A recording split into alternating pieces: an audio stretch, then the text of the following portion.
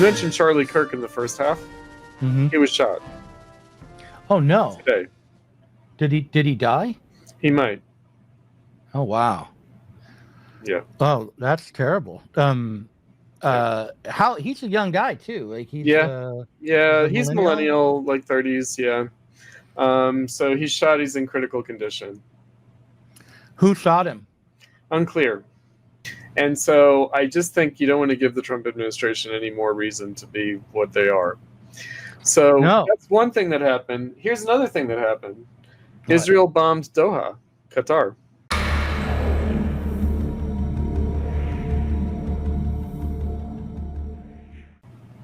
All right. Well, welcome to the Cutrone Zone again. I'm Douglas Lane. I am the author of the book Billy Moon. It's my first novel. I'll mention that one. People should go rush right out and buy that. It's still available on Amazon. Also, the head honcho here at Sublation Media. With me today, as always, this time of the week anyway, is the last Marxist, resident genius, chief strategist, campaigner, Chris Cutrone. Chris, welcome back to the Cutrone Zone. Hi, Doug. So, hi. We're going to talk about Adolph Reed Jr., your former teacher, your mentor. Yeah. You didn't, I don't think you took classes from him, but you knew him. I did. You did? Okay. Yeah, because he taught some classes. It was much later, though. He taught some classes as a visiting scholar at the University of Chicago with his friend and my dissertation advisor, Kenneth Warren. Mm-hmm. They did 2 summer programs that I participated in. That was like a graduate colloquium. So I didn't actually take classes, but I knew him when I was at Hampshire College, and he was at Yale, and his son Teray was at Hampshire with me. We were in the same incoming class. So he was an informal mentor of mine, a friend, though, of my professors at Hampshire, as well as other leftist faculty in the Valley, in the 5 colleges at UMass Amherst, other schools around there. Holyoke, Smith, Amherst. But anyway, and he put me in touch with his friends, and so anyway, and we were in correspondence and dialogue, and he'd visit his son and we'd hang out. Seems like Adolph Reed did some tremendous work in the 70s. Yeah. That he wrote for Telos and other publications then. Yeah. And my impression of him has been over the last decade that he's very smart and tough. Like he's willing to say things that the left doesn't want to hear. But that ultimately he just didn't have he wasn't Marxist somehow. Like that was my feeling in the end. Marxism is kind of put on the shelf. I mean, which I've actually advocated for our campaign, is that we put Marxism on the shelf for the campaign. But it's a campaign for socialism, whereas his campaign was... so I think the occasion for us to discuss this was... Yeah, well, let's mention it. Class Unity just had him on their YouTube channel and podcast. And the title of their interview with him is No More Compromises. You can look up Class Unity on YouTube. It's a channel that's worth watching. And they did like a 2.5 hour interview or something like that with him. And it was worth watching all the way through. So I'll put a link to it, but that's what we're going to be discussing. That's right. And it's also of interest to us in particular because I know a couple of the guys who were interviewing him, Jamal here in Chicago, but also Hefastian or Hef in Chicago. And Hef was actually at a meeting that we had with people in Class Unity about potentially collaborating with or joining the campaign for a socialist party. Right. And here comes the competition, Chris. Is it? It's not. Well, it is. So it is in so much as it will, I think it will divert, because it's so similar in some ways. So let's listen to a clip. Okay. From the interview, because this might get us rolling in the right direction. Here's the first clip I want to run. People wanted to rush to run candidates, and our position was, no, you build a movement and run candidates from a position of strength. Because as I see it, the electoral realm is where you go to consolidate victory, to consolidate institutionally victories that you won on the plane of social movement organizing? Okay, so ironically enough, so in the full course of the discussion on the Class Unity channel, he then says, so that was his Labor Party vision when I was attending Labor Party meetings and participating to some degree, but I kept some critical distance that annoyed him from his Labor Party project when he was in Chicago in the 1990s. But later he says the Labor Party project failed. And so he's not advocating doing what the Labor Party was trying to do, which is what he was describing there. So a non-electoral movement organizing towards a Labor Party. So we could say it was his campaign for a Labor Party in the way that I have a campaign for a Socialist Party. But this is the longstanding debate between me and Adolph personally. Also at Platypus Fora, we've also been on panels together, and we had a panel discussion about political party on the left.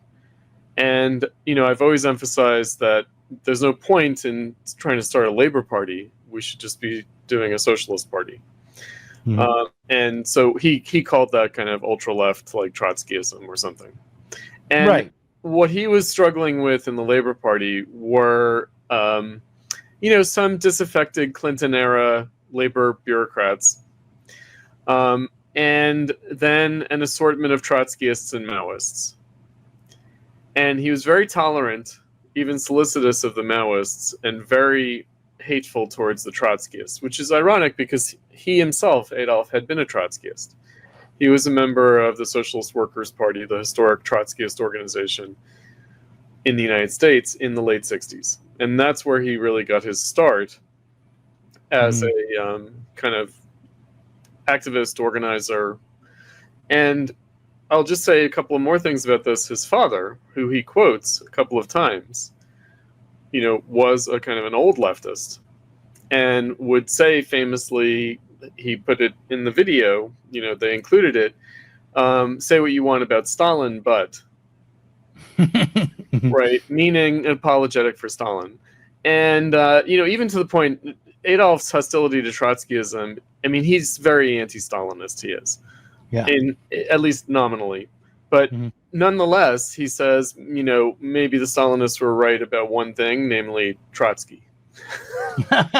Right, so it's pretty miserable. He also has a family in Cuba, so he has a soft spot for the Cuban regime, for the Cuban Communist Party. He's from New Orleans, so he's from the extended Caribbean world, right? He's from the extended sort of Black Caribbean, we might say. And I would also say that he is, however, a left communist, meaning his actual theoretical commitments are left communist. So he is a follower of the later Korsch, the Korsch that broke with the Third International and that also broke with the Frankfurt School. So, although ironically enough, Adolph was one of the first people to tell me to read Adorno. He might have, in fact, been the first person to tell me to read Adorno, besides reading the culture industry chapter in a film class at Hampshire. But to seriously read Adorno as a Marxist and in a political sense. But nonetheless, Adolph's actually quite critical of Adorno. He thinks Adorno is idealistic. He thinks Trotskyism is idealistic. So it's an interesting kind of thing going on there. But my basic point regarding Adolph is that it's a formulation he articulated in the Class Unity video. He said, unfortunately, we're forced as leftists to occupy the position formerly held but vacated by the liberals. So he calls it the slide to the right. Now, I knew his... I think I have that clip. Let me see if I think this is it. I did the dumb thing of numbering them instead of labeling them. So I'm going to, but let's see if this is it.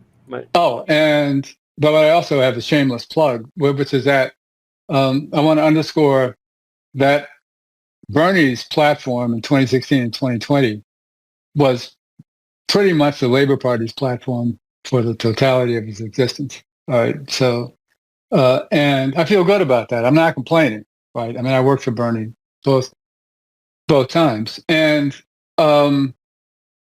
I also agree that in 2020, like there wasn't much traction that anything got after 2016, right? People who had political capacity went straight from Bernie's campaign to the state alliances that they'd been part of and just got swept up in that. But yeah, I think it's true that there was more potential traction after 2020, and then the pandemic killed it. And that's what pulled the rug out from under us in South Carolina. But and happened to other places too. I mean, I wouldn't trust Josh Hawley as far as I could throw him with my right hand, and I'm left-handed. And I think that that's true by and large about the MAGA overtures to, or the gestures toward concerns about the working class. I mean, I don't. No, I think it's bullshit. I think it's all bullshit. But so I would try to. I'd be more inclined to ground politics, non-electorally, first of all, right? But trying to organize around issues, or I mean, like I said, the ballot initiatives can be a good way to connect with people and to start conversations. And I certainly agree that most working people, or at least enough, if left to their own devices, without the bullshit, would see the reason in the kind of political program that people like us would have on offer. That was not the one, but yeah, there's something to be said about that. Mm-hmm. Okay, so right, so that he's trying to deal with, the cashing out of the millennial left. And I always put it just that way. Not cashing in, although some people did cash in. Cashing out, meaning, okay, you're stopping playing the bets and you take your chips and go to the cashier and get your cash and leave, right? So that's the metaphor I used in the death of the millennial left. The millennial left is dead was the card metaphor because of the Trump card, but the gambling metaphor. Mm-hmm. So I think that, he doesn't want to say that simply that 2016 was better than 2020 with regard to Bernie. He doesn't simply want to say that. He sort of implies that, but then he says, actually, though, that was the possibility, was 2020. However, then he makes it extrinsic, COVID. Mm-hmm. Right? So there's a lot of equivocation here with Adolph. But to get back to my other point, I know Adolph from saying the struggle for socialism was over in 1980. Here, he puts it back to Nixon. Right? So he says 68. So basically, like he had been an activist and, he's a red diaper baby and, etc. But Nixon, right? So starting with Nixon and then, of course, accelerated with Reagan. And what he's saying now is it's even further accelerated with Trump, that it's just pedal to the metal, the gas, foot on the gas pedal, this lurch to the right. So he characterizes American politics, but also global politics, as a movement to the right, a steady movement to the right, accelerating since 1968.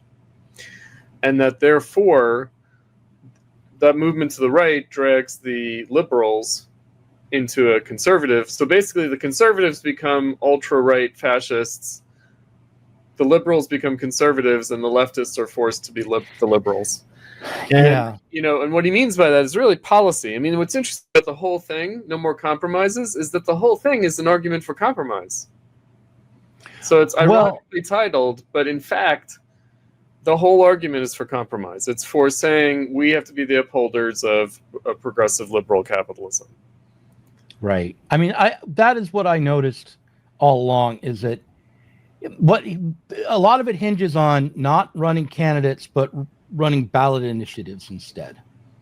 And that's his approach to going to how to reach the working class. Right, is through ballot initiatives. Now, I've worked on ballot initiatives. I I was in The perks. an organization that only worked on ballot initiatives and lobbying, right? And I went door to door every day. That's how I made my wage, was by getting checks from people, going door to door in all these different kinds of neighborhoods. And generally speaking, when you're running ballot initiatives, two things about that. One, you are aligned with a variety of organizations which are aligned with a party. Right. Oh, yeah. Okay. So if you're running, a ballot initiative to cut taxes, you're going to be aligned with a bunch of organizations which are aligned with the Republican Party.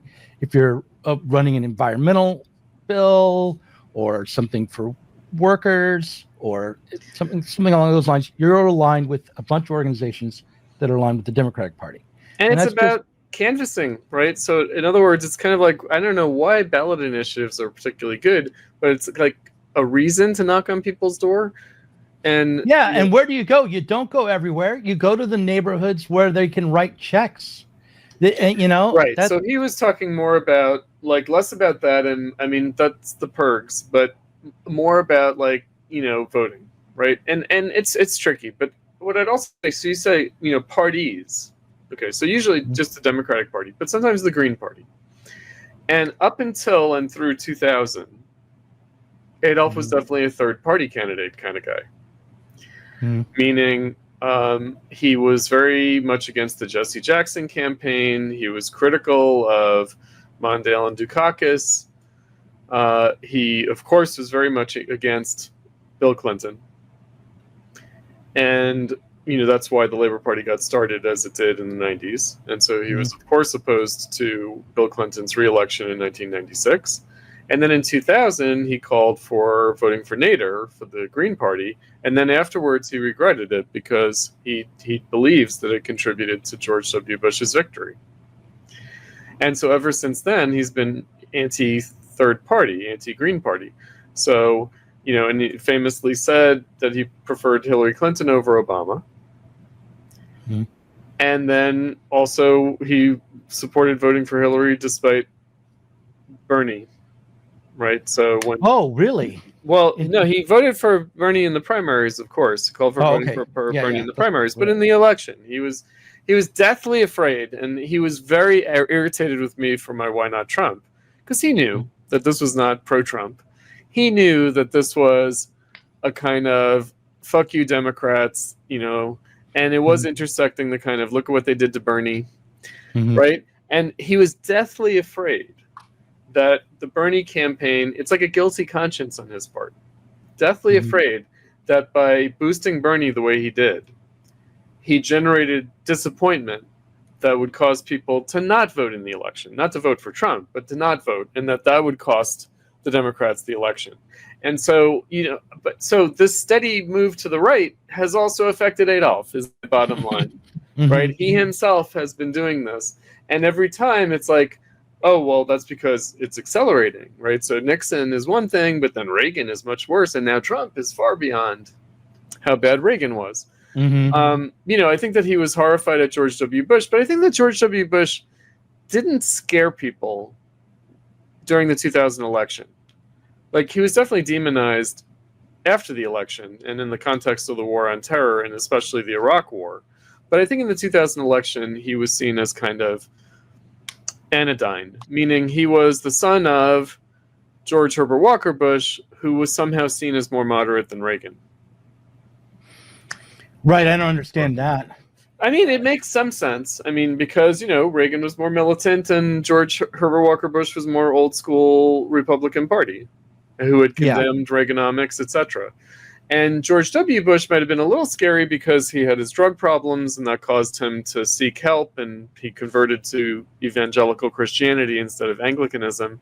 So maybe that made him a little bit whatever. But he didn't, it's not like Trump. It's not like the way they've, obviously the Democrats call the Republicans fascist ever since, like, 1944, basically. But it just is not as plausible with, like, Romney or McCain or George W. Bush or George Herbert Walker Bush. But it was somehow plausible with Nixon, and somehow plausible with Reagan, and somehow plausible with Trump. And Adolf feeds into this. He told members of Platypus who went to a talk of his, you're following Chris Cutrone, he's leading you into a concentration camp. And I just thought, you don't tell children this, Adolf. Come on. Come on. Right. Get real. Yeah. Yeah. I mean, he obviously didn't believe that. Really believe that. No, that was 10 years ago. But again, he was deathly afraid that there would be this kind of contagion, that the Bernie moment had set people up in terms of expectations, and that the disappointment would be more destructive.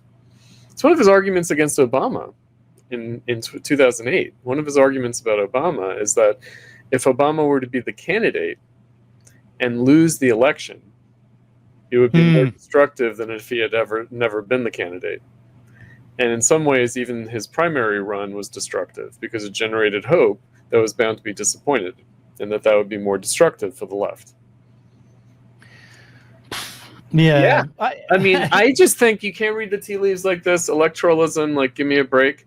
And like I said, so that first clip that you showed where he's saying we shouldn't do electoralism, we should do movement, he was describing his old position, actually. Right. And he was also describing it equivocally as his current position, but he was also saying that the Labour Party project failed and was premature. It was premature, right?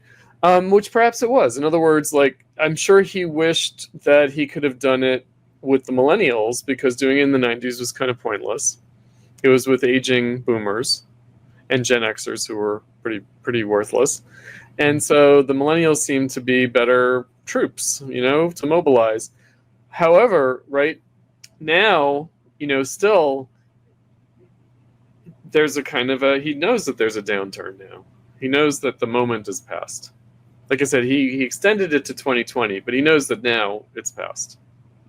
Well, Right, I felt it passing in 2020. That's when I really felt it pass. I mean, I kind of felt it before then, and I know you were saying it in 2018, but I felt it in 2017. Millennial left was dead because it had gotten behind Bernie, and that's that. Oh, right. But I knew that the squad was just going to seal the deal. In other words, it's just layering more concrete on the grave site. I mean, and this is what we're dealing with now. We're dealing with Zohran Mamdani, and he does say, right? He does say that he kind of likes Mamdani. Yeah. And I'm just I mean, but he says it, but that's not where we should go. I mean, that's one of the things he says. Listen, I want to run this next clip. I'm not sure what it's going to say exactly, but I think it will help us move forward. And there was a guy, I think he's from Australia, about my age, leftist, right, of a new left sort, who at one point I said something about we need a disciplined political organization. And he said, oh, I don't know, that sounds like a vanguard party. And where did that get us last time around? Well, yeah, and where did not thinking like that get you, right? Well, you know what I mean? I mean, so I'm not, obviously I'm not calling for party building, but what I do think is that we're at a point where we need to create the constituency for the kind of politics that we want to have. And as Russell Jacoby said in a nice book 25 years ago, actually, what happens when a left retreats from embracing a vision that the world could be other than it is qualitatively, is that the liberals don't have anything to define themselves against, right? So the liberals will slip farther and farther right, and we'll slip into the space that the liberals held, claiming that we're small d, but democratic, and can't have a larger, and having a larger political vision is somehow opposed to building a popular movement. But no, we need exactly the opposite. It's time for us to turn those tables around, and people respond to it. I mean, we do trainings at DJDI reunions, and people respond. Oh, that was the clip I had meant to run before. And that's actually a complicated point that he's making. And he eventually comes around to we need cadre. and we need to be like the lichen on the rocks that can weather the storm. You know, and of course, you know, I agree. But how? And you'll notice that his interviewers, the Class Unity guys, it was all about policy. It wasn't about organizing. It was about policy. It was policy analysis. And he was happy to keep it at that level. Now, so you'll notice that there's a kind of, not only an equivocation, but a kind of a disconnect. Total disconnect. Yeah. What Adolph was talking about and what they kept bringing up. And I witnessed this, you know, as Adolph's student back in the day, that his students were not interested in what he had to offer. Yeah, they didn't want to be Marxists or socialists. They did not. They want to be the better progressive liberals. That's what they want to be. They want to be the better policy people. And, you know, they are interested in studying, you know, theory and studying, but also empirical analysis. And, you know, they talk about that, and he says, go for it. You know, that is what you should be doing. You know, you should be, you know, keep it up. And I'm just like, oh my God, more like keep it down. You know, because, you know, by the time people figure out what Trumpism is, it's going to be over, and we're going to be solidly in whatever the new form of capitalism is. You know, it's like, wait, that's not, the task is not to like get into the minutia of analysis that's geared towards policy. Right. You know, it's like, this is not, you know, so I don't think that we're in a place, I mean, this is actually a very deliberate position of mine. Why I don't do analysis. Because analysis suggests practical action. And the terms of analysis now, the only practical action available would be a kind of progressive capitalist reform. Which again, Adolph is totally fine with that at one level, even though at another level, he does want to be doing some kind of long-term cadre building. And again, the question is how. And I think that I might have mentioned to you when I encountered the DSA as a college student. So around the time that I would have been getting to know Adolph, they seemed like, you know, thoughtful, you know, they were kind of aging boomers, you know, not too old, but they're about the age that the millennials are now. So they were like 40-year-old white guys, you know, smart, but totally resigned, and only interested in talking about the policy debates going on within the Democratic Party. And I just thought, you know, this is socialism? And I knew also, I mean, I'd seen Michael Harrington speak. I was like, this is not even Michael Harrington. Like, this is subpar to Michael Harrington. So I had this overwhelming sense that, like, people like Harrington and Chomsky and Adolph, the young people or even their contemporaries who were associated with them and following them, were not actually following them. Were not actually doing the program. They weren't really doing Harringtonian democratic socialism. You know, they weren't doing Adolph's post-New Left, Leftcom, you know, like anti-vanguardism, because that's a major theme of his, is anti-vanguardism. So even he was saying here, you know, he was saying, well, you know, we resisted vanguardism, but look at where it got us. He doesn't really mean that. I would say that. He doesn't really mean that, because he means, you know, we should be doing serious organizing and, you know, but he says not party building. He does. Not party building. And because it would be premature. I mean, look. But he doesn't say that either. He doesn't say that, right. You know, like, he can't quite just tell people, you know, the way, I don't know, like Ben Studebaker will just say, look, there's nothing. We're in a pre-political moment. Right? I mean, he will say similar things Adolph will say, like, you know, there's no left, there are only leftists. You know, the way I would say there's no working class, there are only workers. Oh, yeah. Right? And there is no, like, you know, socialist movement. There are nominally socialists or would-be, want-to-be socialists, or intellectuals, basically, you know, rather than real organizers. So it's, you know, I have to say, the reason I called your attention to this video Mm-hmm. is that I just found it kind of depressing. Well, thanks for always sharing what makes you depressed. But no, look, it is clearly an important video in this moment. And here's why I think. One, Class Unity, like you said, did take a moment to consider joining the Campaign for a Socialist Party. Yep. I know people in Class Unity. Right. I know some of them are going to platypus meetings. One of them is going to be coming to the next Expansive Realist Writers Workshop here in Portland. Yep.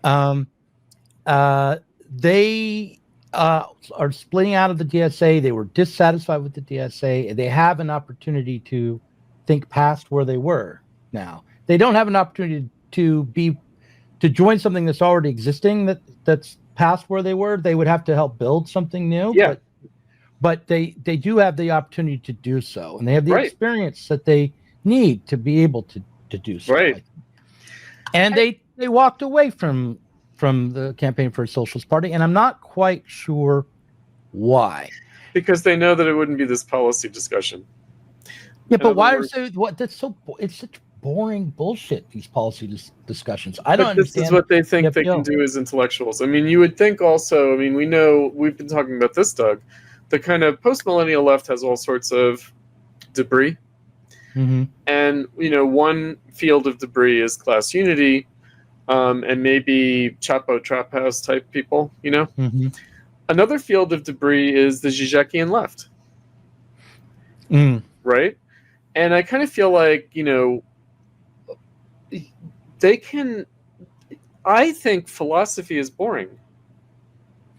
I think endless discussion of philosophy is boring. Come on. Like, in other words, if it's just like all the like fine details of like ontological assertions of Hegel versus Lacan versus Zizek versus Heidegger, it's like, it's actually not moving us forward. It's not actually productive. It's just like you can just sort of noodle with this forever. There's not gonna be any breakthrough there. And it's very similar to the policy discussion. It's a rabbit hole. Meaning you can endlessly debate the fine details and nuances and understandings, misunderstandings, theoretical perspectives, but there's not going to be any breakthrough.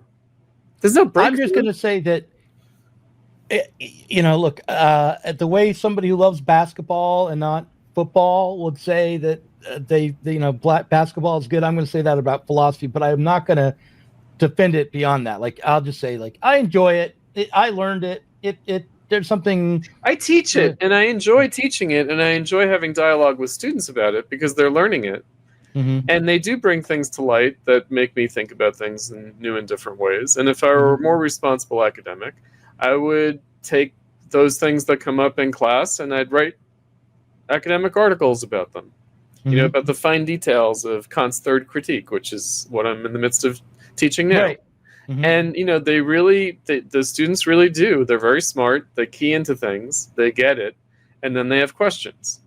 And some things are just misunderstandings that can be cleared up, but other things are like raising deep issues, right? But I don't think I'm going to be the next great philosopher. That's not my task in life. And so I don't think that that's what theory is. Like, in other words, I am like a Frankfurt School critical theorist, meaning I do know that it's about Marxism and the struggle for socialism. I know that it's not about some kind of philosophy, but less grandiose, aka theory. Yeah, well, okay. So I'm not going to get too hung up on this, but I am going to say that for me, the difference between policy disputes and philosophical disputes is that policy disputes have the problem built right into them. Every policy is basically the state intervening. It's a concession, yeah. Right, within society. Whereas with philosophy, it's something that anybody can do. They try to work out what their life is about. They try to figure out what's real. The terms themselves might similarly be a concession, though. I would argue that. Meaning, I would, the consolations of philosophy. Meaning, the pleasure of thinking is a booby prize. You know, like, you know what I mean? It's Yeah. like, you can think about, why you don't have a girlfriend, or you can date people. You know what I mean? And Right. I mean, you can think about like gender and sexuality, and like, mind and matter, mind body dualism, or you can Right. date and have sex. Right. I had a friend, one of my closer friends, he was actually the best man at my wedding years and years ago, back in the 90s. I forget what movie he went to, but he went to some movie, or he might have picked up Madonna's book, Sex. You remember that? Yeah, oh yeah. Yeah. And he was like, he said he picked it up, and then he decided he would go and read about gender theory and sexuality. And he was talking to this girl about it, and she's like, "Really? That's what you did?" I went out and had sex. Like I went out and fucked. And he's like, "Oh God, what is wrong with me?" So I get your point. Yeah, see what I mean? I mean, yeah. I just think, there's a pleasure to philosophy. There is to thinking, but there are all sorts of ways of thinking, and I do think that we've talked about this. So it's the theory and practice problem. Right. But I do think that, in terms of where the millennial left can sail off into the sunset, what links policy and philosophy is they're both academic. So in other words, there can be actual academics who are doing such things, and then there are kind of sub-academics, kind of people who are doing it outside of academia, people who are doing it as a hobby as opposed to for a wage. Mm-hmm. And I feel like that's where the millennial left is going, meaning they're sailing off into the sunset. They're amateur philosophers or they're amateur policy guys. Mm-hmm. And in neither case are they ever going to really have any influence or impact. In other words, it's going to be purely a matter of them and their friends shooting the shit. Yeah. I think you may be granting them too much, because some of them will go on and actually set policy. Well, some of them will. Some of them will be bureaucrats, but I'm talking about people who, just have to work and, and are not going to be in a position. Like I said, I met the boomers who were in a similar position in the 80s, who were in the DSA, and being a member of the DSA was basically a, nominal status, meaning it didn't demand that you be an active participant in anything intensely organizational. It just meant that's your political identity. Mm-hmm. And so you're not just a regular Democrat, you're a democratic socialist. Mm-hmm. And you have these concerns. You're willing to think outside the box. You keep some critical distance from the progressive liberal policy debates, but basically that's your center of attention. Mm-hmm. Listen, let's watch the next clip. I'm not sure what it's going to be, but let's see what it is. Here's some more Adolph Reed. That there's at least a strain of Mamdani supporters who believe that this is what the new movement's going to look like. First of all, we aren't going to elect ourselves into a political movement, right? Secondly, it wasn't that long ago when de Blasio was Mamdani, right? They're different, and in a lot of ways, Mamdani's a more attractive candidate. He's probably sharper politically, and so on. On the other hand, de Blasio was more institutionally connected. What happened, right?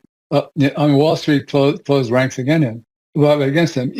Even more recently, Brandon Johnson, who I know very well from Chicago, great guy, got elected, and he's got a better institutional base in the Chicago Teachers Union than Mamdani had, and he's been catching hell too.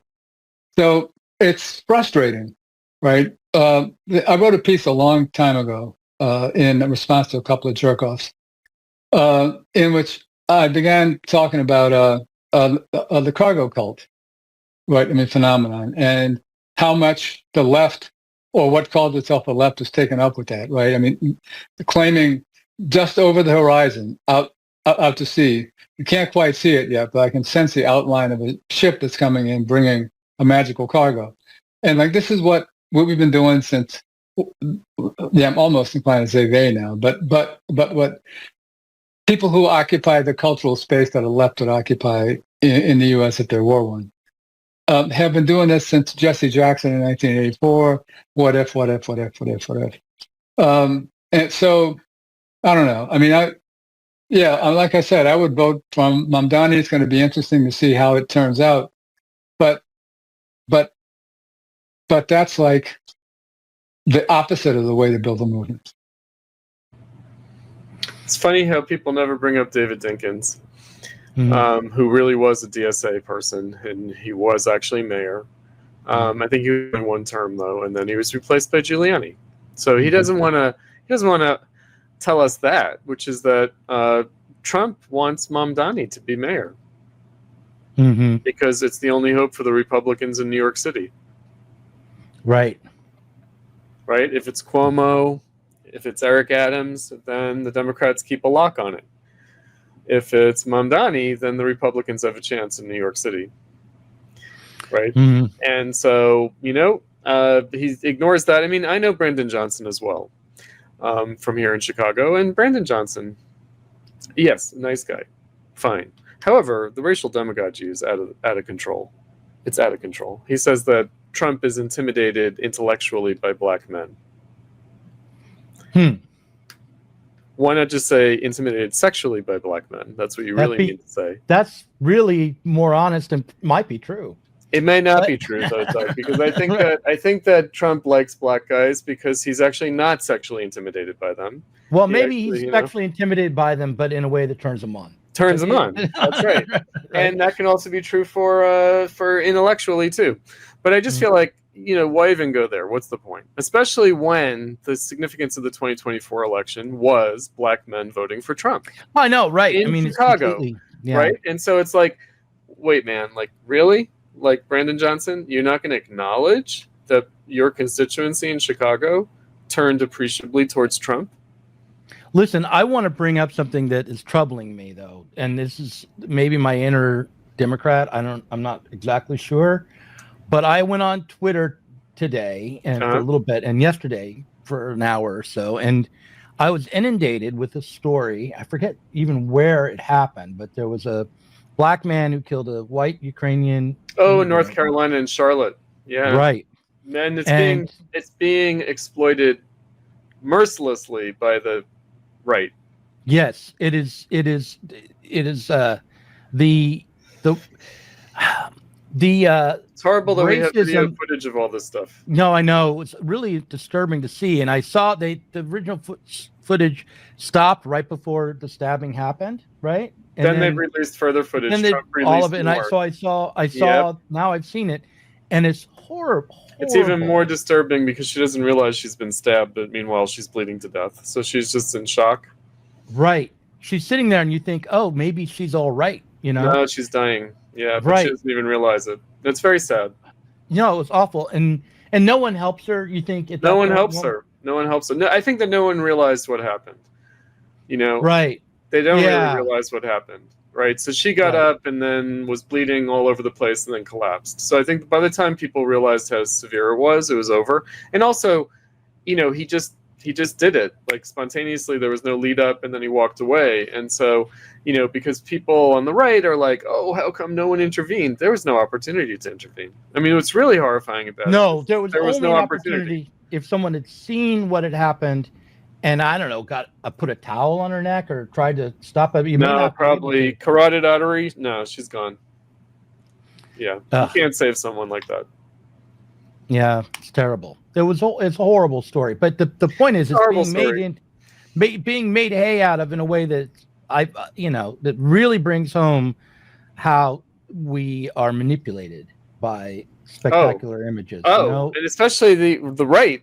Yeah. Oh, yeah. No. I mean, we're back in it, right? And and of course the Democrats are there to say how racially exploitative this whole thing is, and I can feel like if it was a white guy who did it, the right would also be talking. Yeah, they would be making hay out of it as well, and also though, like, look, I'm going to say something that maybe is going to get me canceled, but we went through a period of time where every other day there was an image of a black person being killed or abused by the police, abused by either the police or white people, or by vigilantes, or right. Yeah, and the reality was not that was rampant, but gave a sense that it was, and something is very much true. the same as happening now. So it has an exaggerated significance, meaning statistically these things are extremely rare, and yet it seems like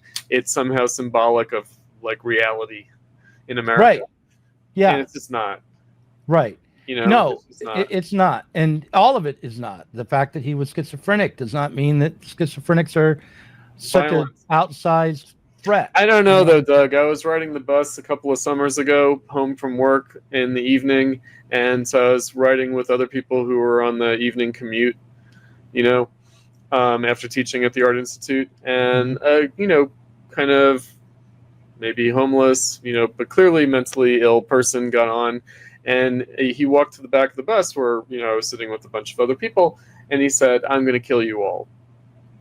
And, you know, and everyone was like, "Okay, don't react, don't react, don't react." And I'm like, but he might be serious. Yeah. Right? But nobody was going to do anything. Not at all. And so that's the scary thing, is that, you know, you know, you don't know. Right? No, I do think that there is mental illness is an additional factor and is an additional threat, but it's not as outside. Sometimes people are violent. I mean, in other words, we don't want to get into, you know, I have my social worker students, and I have one social worker student in particular who's like, oh, you know, the negative stereotypes about schizophrenic men, that they're violent. And it's like, but wait a second, man, they are more violent than normal people. They are. Oh, yeah, that's I mean, right. come on, but, like, just come on, just right. stop. Like, look, like, no negative stereotypes. Like, I don't want to hear it. If you see a guy mumbling to himself on the street, and you're walking down the sidewalk towards him, cross over. Yeah, you know, it's just right. So, I mean, look, it's not about stigmatizing people, but it's about reality, right? But again, we're in a world where we're not allowed to think certain things, right? We're not allowed to think certain things, but we're encouraged to think other things. And so the only thing that I have to say about that incident is that I don't think it's exemplary of anything, but I know that there are leftists who think the reason that guy is schizophrenic is the history of slavery, and therefore the violence is some kind of historical payback. Well, that's insane. There are Doug, I've been on the left long enough. I know. There are not only some people, there are a lot of people who believe it. But do they believe it, or will they just say it? No. They won't even say it, but they believe it. Oh, okay. They think it, they feel it. Because they're just like, I'm not supposed to react to black crime, because after all, the only reason why black people are here is slavery, and the reason they're so fucked up is because of slavery. Yeah. And it's like, no, it's capitalism, it's the last 40 years of deindustrialization, and there are fucking scary white people out there too. Oh, yeah. Do you know what I mean? But no, it's racism. Like, in other words, the white people who think that white people deserve to be victimized by black criminals are racist. They're anti-racist. No, they're racist because they don't understand that for every schizophrenic, violent black man, there are 10 schizophrenic, violent white men. And they're produced by the same problem in the society, despite the fact that white people weren't enslaved. The whole conversation, though, you know, because misses the point of how, you know, there's a necessity to change our conditions, rather than who. There's an acceptance that's impossible. There's an acceptance that's impossible. In the late 90s or early 2000s, there was this kind of there was a series I think Bill Moyers put out about the human brain and where is violence, where does it come from? Right? You know, what can we do about it? Cut that out. Yeah, right. Yeah, right.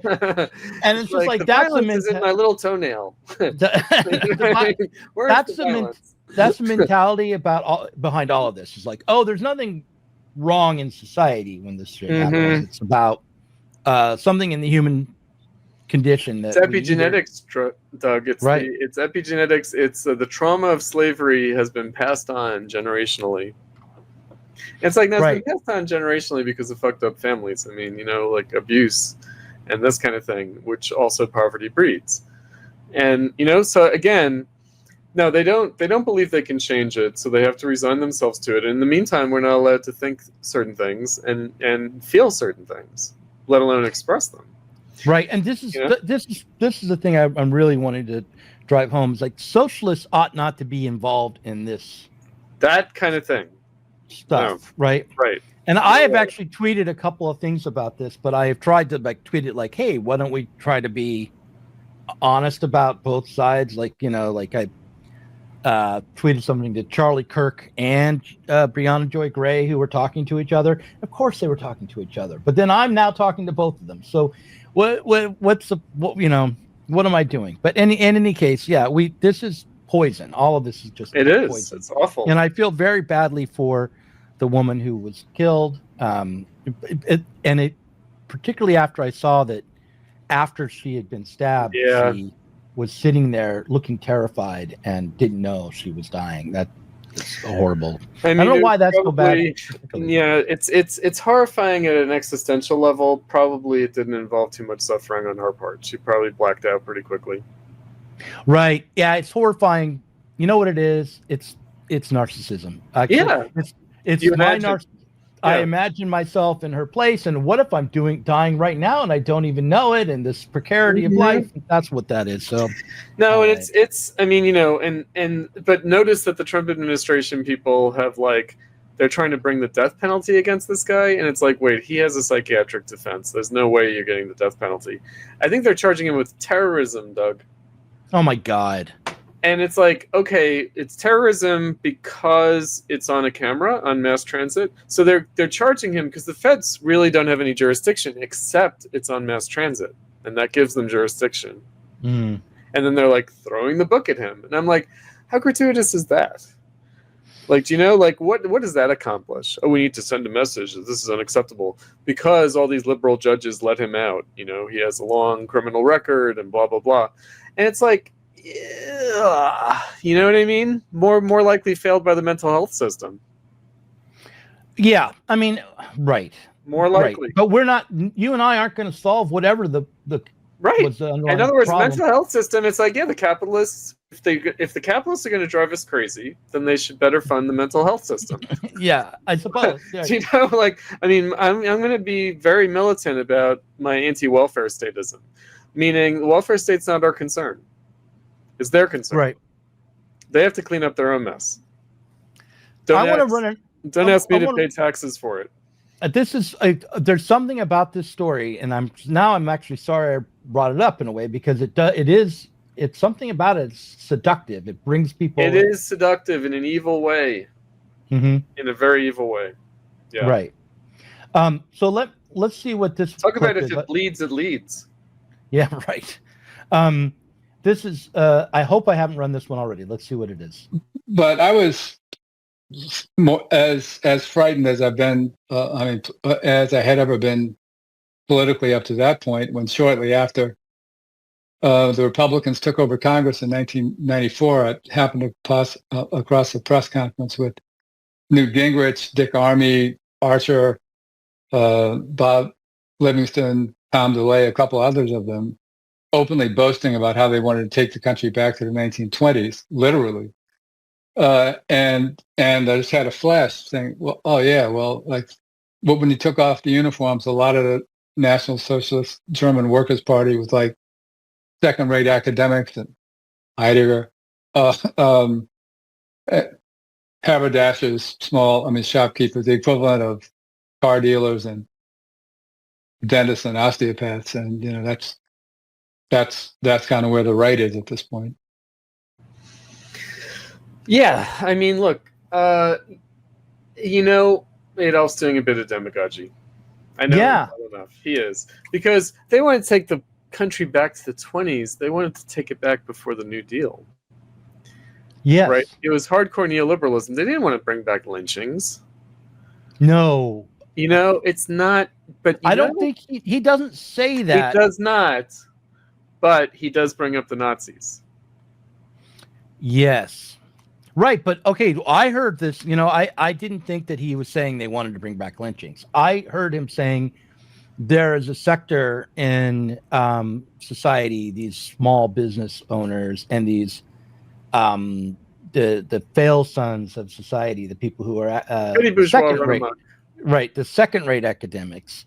That how do we distinguish? Which he by the says way? Heidegger is. Right, Heidegger. Right. He got his dig in there. That's good. Yeah, right.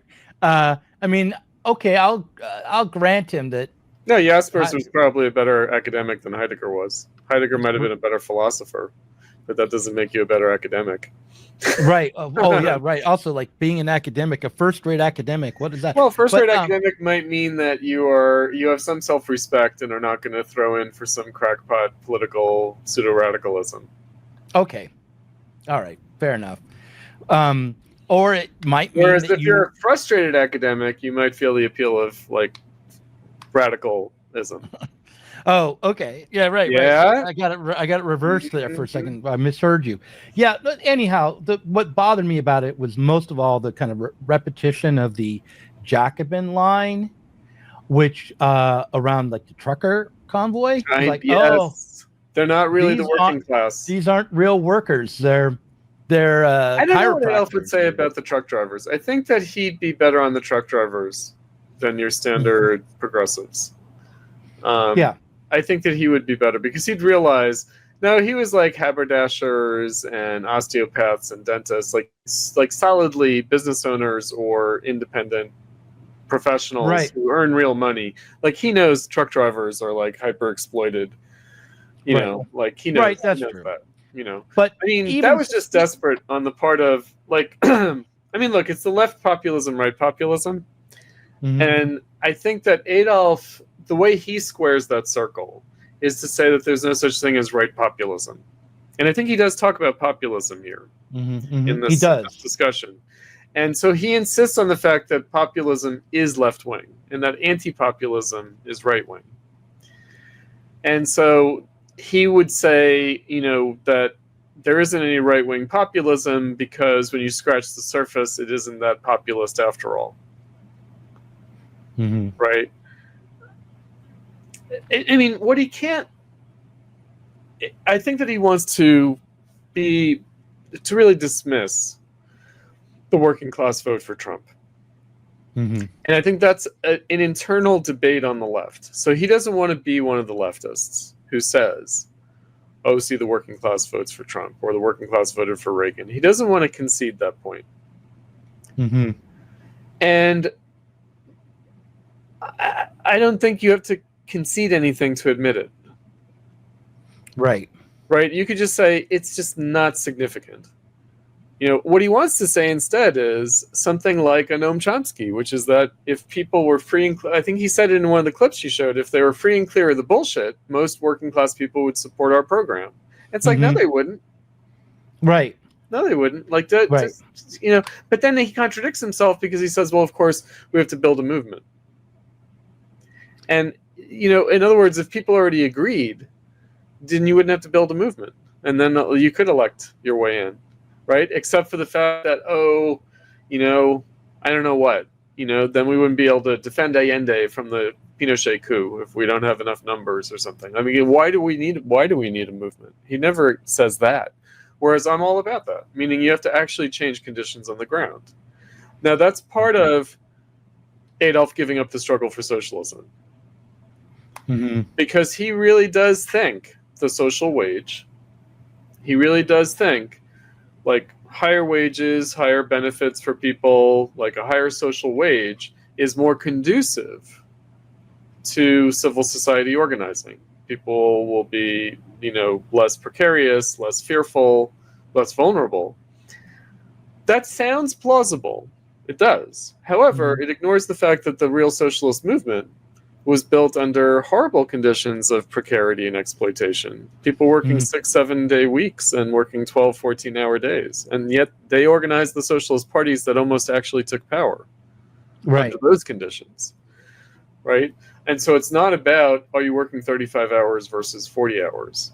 Or 40 versus 50 hours? Or are you making $10 an hour or $15 an hour? It's not like that. Or do you have employer-dependent health benefits where you have to fear losing your job versus Medicare for all, which doesn't exist and is not going to exist.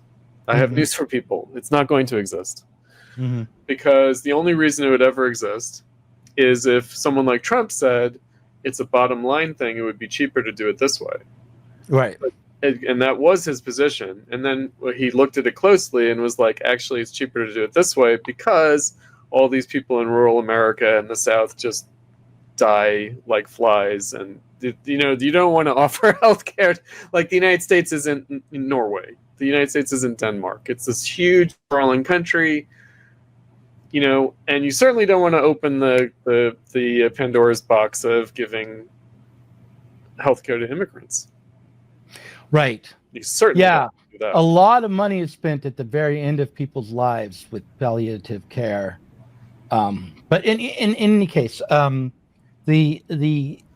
you're right, and I wanted to point out also he talked about how after World War II, the move to try to help people become homeowners undid the social housing movement, which would have been a great victory for socialism. He's a standard new leftist, so he's hostile to suburbanization. And I'm not saying that suburbanization is like good, but it's done. It's over. Do you know what I mean? Like, it's not only suburban, it's exurban. Meaning the working class lives and works out there. Right? It's not like a middle class suburbs and working class cities. No, it's poor and rich cities. And the working class is actually exurbic as well as suburban. Mm-hmm. And that's just the world. And that's where we have to organize the working class too, not just these cities, you know? Right. But he misses the fact that social housing means state housing. I mean, look, when he says with horror, you know, the Republican Revolution of 1994, I mean, look, it was significant. I don't know if you remember back then. I do. So there are two ways of looking at that. One is it's the first time the Republicans controlled the House of Representatives since 1954. Mm-hmm. Long time. Or it's the first time since 1934. Mm-hmm. Right? And actually, that's the more significant thing. Because it's really about the New Deal era. And it's a lot, you know, the Democrats had a lock on Congress. They really did. And they only rarely lost the majority in the Senate. Very rarely. Mm-hmm. And they had a solid lock on the House. So when he says with horror the 1920s, that's what he means. Mm-hmm. He means, but pre-New Deal. And in that way, he's very much a new leftist, which is that the New Deal somehow is an epochal shift in history. Mm-hmm. No. But I don't see why he would say that, given what he wrote for Telos in the 70s, you know? Because that argument became moot. Meaning the argument he made in Black Particularity Reconsidered, you know, he did struggle with the question of pessimism. Right? And I feel like he ultimately then changed his mind about that, where he's like, to maintain this position would be too pessimistic. Meaning one could still personally believe it, but it can't be what you're saying, what you're, you know, promulgating, what you're trying to get people on board with. Right? So the 70s were a reflective moment, but I think that the Reagan was a shock where it was like, okay, actually we can't afford this kind of reflection. Yeah. You need it more than ever. You need it more than ever. And that's my point. I mean, if you want to know, like, my whole thing about Trump, since that was like, you know, I've had various fights with Adolph over the years, but the more recent one is the Trump fight. I just knew Trump was going to be used as an excuse to say, we can't do this reflection and critique of the left. We have to fight the right. Right. I knew that that's where it was going, and I knew that I had to therefore say, look, Trump is no excuse. No excuse. Right. Yeah, I didn't know it as well as you did, but I did get thrown out of my Marxist group for basically saying something along those lines. Sure, for even a little bit saying it. Right. By saying, so, oh yeah, he's bad, but come on, he's not Hitler. And why don't we continue on with this Marxism thing? I mean, the crazy thing, right, exactly. The crazy thing is that like it's like, oh, but it will be, like, in other words, it's like Trump 2.0. It's like, oh, he didn't get the chance to do it in the first time, but now it's really going to be bad, and he's just getting started. And it's like, oh man, but where do you actually think it's going? I think I told you that I had a student ask me whether National Guard troops on the street in Chicago, whether at that point I will finally be willing to admit that it's fascism. And I was like, no, National Guard troops on the street is not fascism. That is not fascism. Like, what are you talking about? Like, it's not that it's good. No, it's not. You know, it's like it does kind of suck, but also it's the spectacle. Yeah. You know? And so like no, like no, don't throw Molotov cocktails at the Humvees on the street. Like, just stop. Just enough. Like, we just don't. We can ignore it. We have had National Guard troops in our cities before. Yeah. This is not unique. There is some things about it that are unique because it is not a response to this being welcomed, first of all, by the mayor, right? It's not being called for. In the past, the justification for it was different. It wasn't. The ice raids are more fascist than the National Guard troops will be. And they're connected because actually, in fact, the National Guard troops' presence is meant to facilitate the ice raids. But they're not the same thing. And while it looks like, okay, military boots on the ground, that seems more dramatic than the ice raids, which you don't necessarily see if you're in like white Bohemia, coffee club socialist land, right?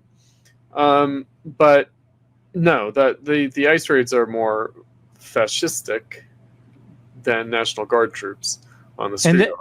I mean, right. And that's been going on since February. You heard, right? Ben and I talked about the National Guard on Monday. Yeah.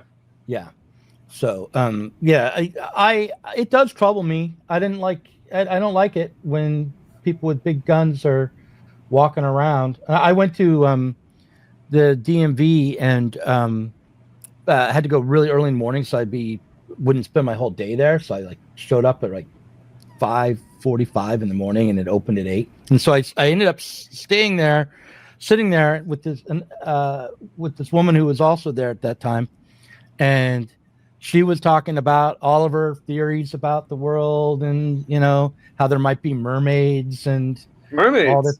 Yeah. Right. And I was like, cool.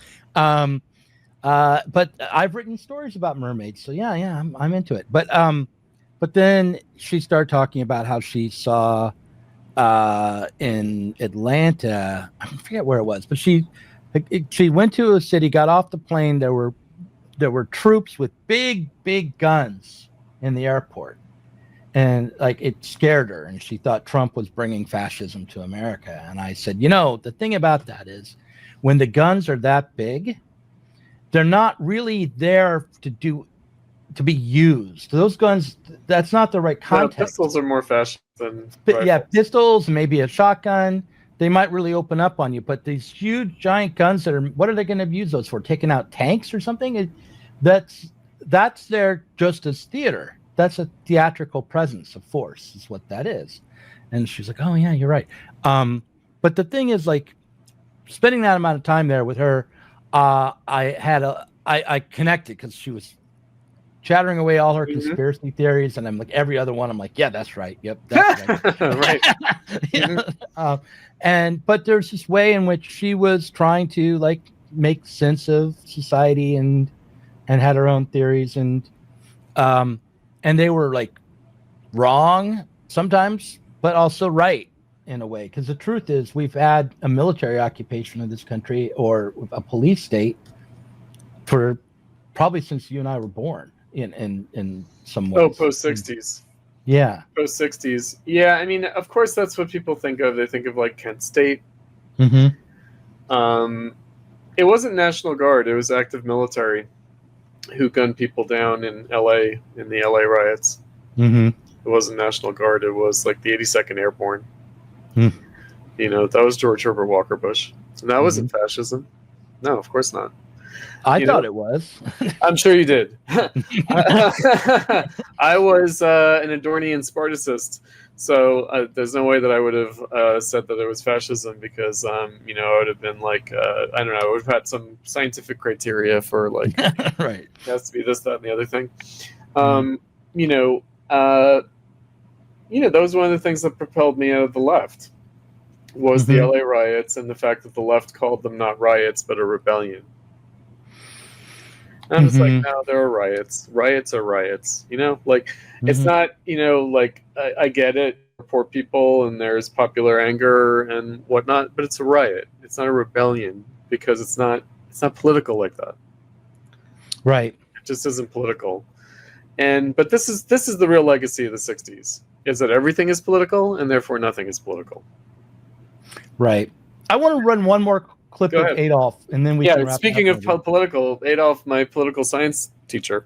Yeah, here he is. This is one that I want to pick at a little bit. It's the very first thing he says, I think. Here. Culture has existed principally as a politically meaningful phenomenon as part of the ruling class's arsenal to do exactly as you suggest, right? To divide workers up into different categories that don't seem at all connected with their material lives and pit them against one another.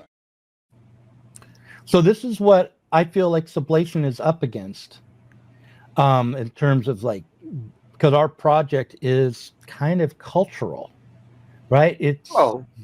In civil society. It's more than that. It's stylistic, aesthetic. It's it's publishing. It's media. It is true that I don't know who it was, which of the Nazis said, when I hear the word culture, I reach for my revolver. Right. I sympathize, though.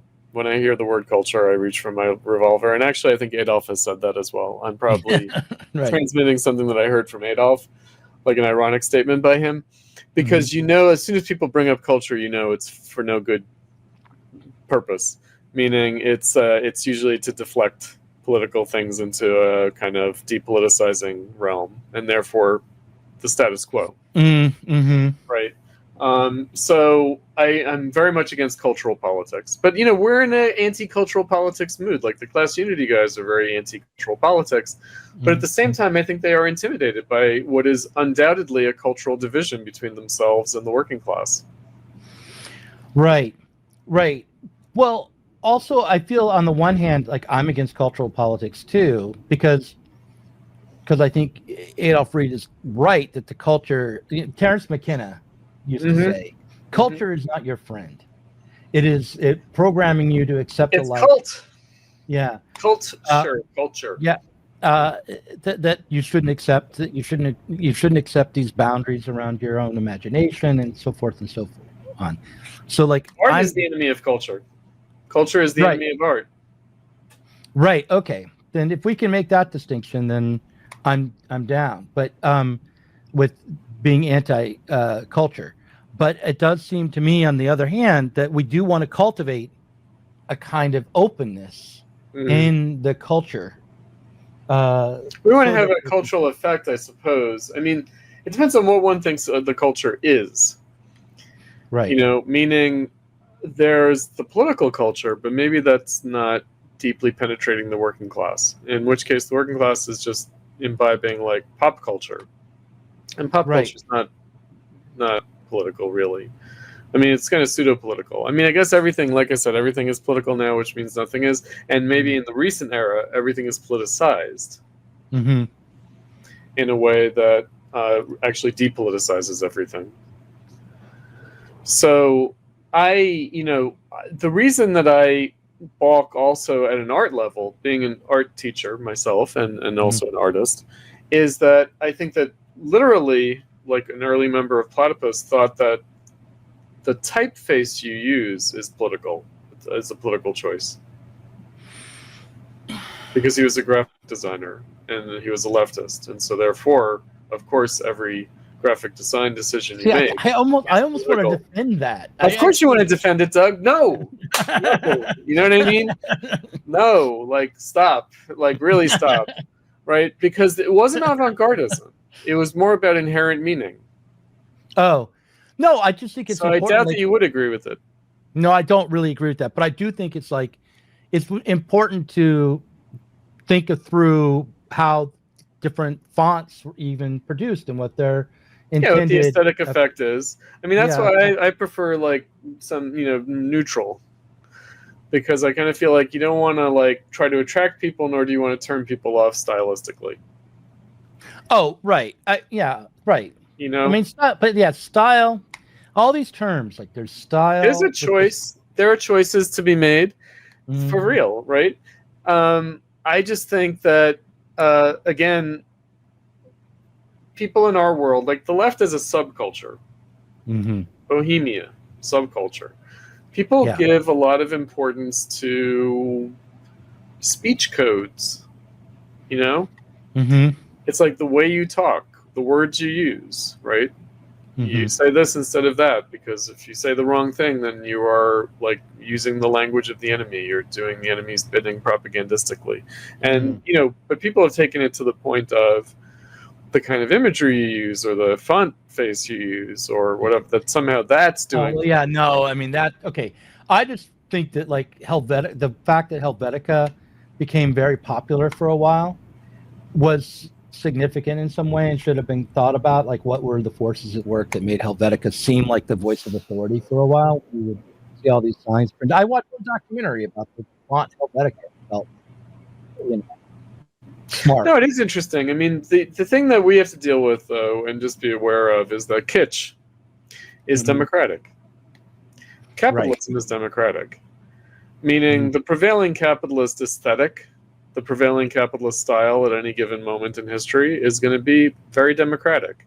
And so there's no reason for us to lose our minds and try to do aesthetic terrorism in response to the prevailing aesthetic, right? Because you're just not going to change anything that way. You're going to make your gesture, it's going to make you feel good, maybe, but it's not actually going to do anything. Yeah, okay. Listen, this is a great setup for the second half, because now we can go at it a little bit. You saw the video I'm working on. By the way, I want to talk to you about what I'm working on now for the second half, which will probably be out for patrons on Friday. I'm going to actually release our conversation tomorrow because I need the extra time. But yeah, I want to talk about the history of the avant-garde, David Shields as a political figure, as an artist, right? So we'll talk about that in the Parrot Room. But the final thought I have on Adolph Reed is he's definitely still worth listening to. He's probably one of the smartest DSAers around. He is. But listen carefully is what you do have to listen carefully. So I was listening to him and understanding him the way I do, but also very much aware of his audience, the Class Unity guys, and I'm like, they're just not hearing it, or what they're hearing is not good. Right. Yep. All right, let's leave it there.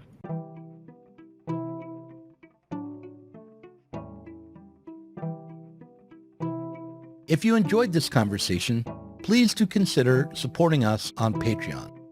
Our patrons help to make sure that Sublation Media can continue to provide interviews, videos, books, and articles that are critical of the left from the left. If you are tired of remaining stuck within bourgeois ideologies and politics, help us sublate them both.